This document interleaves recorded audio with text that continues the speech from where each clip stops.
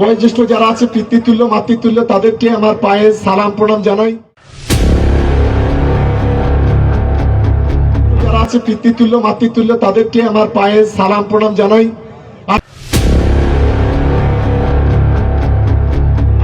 তখন এই আইএসএফ এর গাদ্দার গুলো বলে আমরা নাকি আর মুসলমান নেই, নাকি হিন্দু হয়ে যাই। আমি 29 এপ্রিল ভোট যতই জারিজুরি করুন, যতই মিথ্যা কথা বলুন, যতই ভাওতা দিন, এতটা সোজা নয়। এবারে তৃণমূল কংগ্রেস ভাঙড় থেকে জিতছে, আটকাবার ক্ষমতা কারণ নেই। আমরা জানি ভাঙড়ের মানুষ বুঝতে পেরেছে, তাই তো গ্রামে গঞ্জে পাড়ায় যখন যাই সকলেই একটা কথা বলে, দাদা আপনি জিতবেন।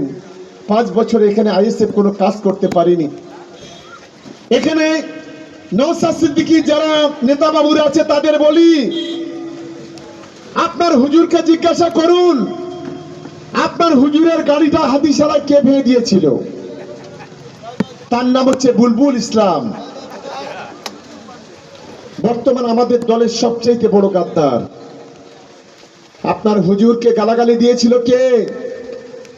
আর হুজুরকে বলি, নওশাদ সিদ্দিকী আব্বাস সিদ্দিকী 21 সাল থেকে আজকে 26 সাল, 5 বছর ধরে সাংবাদিকরা যখন জিজ্ঞাসা করতো বাংলার সবচাইতে বড় সমাজ বিরোধী নাম কি, তখনই নওশাদ বলতো বুলবুল ইসলাম, আরাবুল ইসলাম।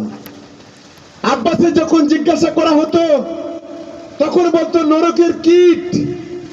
কি এমন হলো রাতের অন্ধকারে ওয়াশিং মেশিনে ধুয়ে ঘষে তাকে গলায় মালা পরিয়ে দলে নিলেন? আমি এই প্রশ্নটা করতে চাই। আজকের গোটা ভাঙড়ের মানুষ প্রতিদিন 100 ফোন আসছে, তারা আমাদের বলছে, দাদা যার জন্য আমরা তৃণমূল কংগ্রেসটা ছেড়ে মমতা বন্দ্যোপাধ্যায়ের মতো দেবীকে ছেড়ে আমরা আইএসএফটা করেছিলাম, সেই গাদ্দার আজকে সেই আইএসএফ এর দলে যুক্ত হয়েছে, ফলে আমরা আর আইএসএফটা আর করবো না। কেউ বলছে জমি রক্ষা কমিটি আর করবো না, এবারে মমতা বন্দ্যোপাধ্যায়ের উন্নয়নে সামিল হওয়ার জন্য আমরা তৃণমূল কংগ্রেসকে ভোট দেব। আমি এই এলাকার মানুষ যারা আছেন আমি তাদের কাছে অনুরোধ করতে চাই, আপনারা তো 5 বছর দেখেছেন, 5 বছর আপনারা আইএসএফকে দেখেছেন, কোনো কাজ হয়নি। এবারে আমাদেরকে তৃণমূল কংগ্রেসকে ভোট দিন, জোড়া ফুলে ভোট দিন, মমতা বন্দ্যোপাধ্যায়কে ভোট দিন। আগামী 5 বছর যদি ভাঙড়ের খোল চলছে খোল নলছে না বদলে দিতে পারি, আমি কথা দিচ্ছি রাজনীতি করব না। আজকে জামিরগাছি খালপাড় থেকে একেবারে যদি গাবতলা পর্যন্ত চকচকে পিচের রাস্তা, এটা নিশ্চিত ওই হুজুর করেনি। আর হুজুরের যিনি গুরুদেব সেই নরেন্দ্র মোদী অমিত শাহ করেনি, 1 পয়সাও দেয়নি, এটা মমতা বন্দ্যোপাধ্যায় করেছে। আজকের ভোগালী 1-এ একটা 9 কিলোমিটার রাস্তা চলছে, ভোগালী 1 ভোগালী 2, এটা মমতা বন্দ্যোপাধ্যায় করেছেন। আজকের অলিতে গলিতে পিচের রাস্তা, কংক্রিটের রাস্তা, মমতা বন্দ্যোপাধ্যায়ের উন্নয়নটা হয়েছে। এখানে কোনো বিরোধী দল, এখানে কোনো আইএসএফ সিপিএম বিজেপি তারা কখনো করেনি।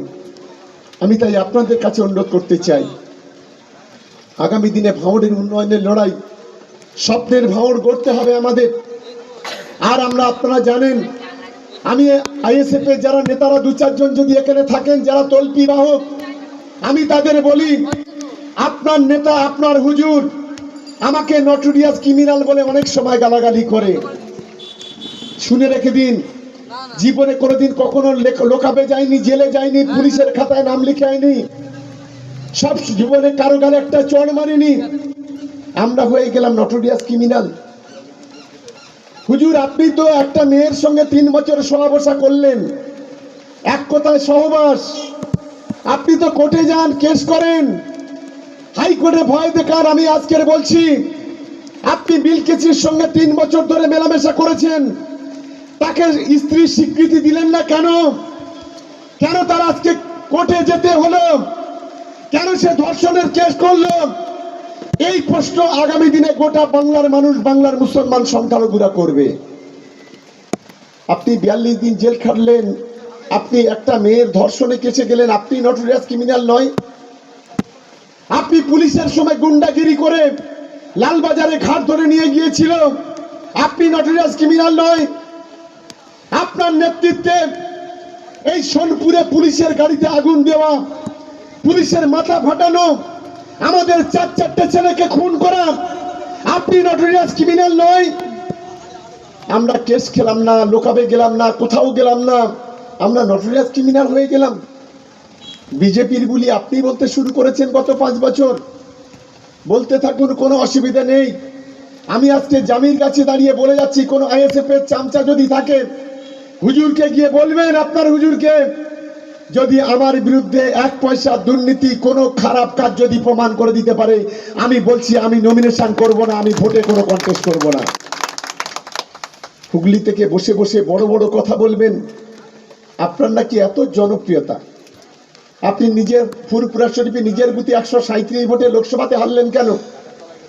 আপনি যে জাঙ্গিপাড়া বিধানসভা, আপনি আর আপনার ভাই নাকি, একজন হচ্ছে আফ্রিকান সাফারি আব্বাস, আর এই নওশাদ, এই দুজনকে বলি, আপনাদের যদি এত জনপ্রিয়তা থাকে, তাহলে জাঙ্গিপাড়া বিধানসভায় লোকসভাতে মাত্র 4000 ভোট পেলেন কেন?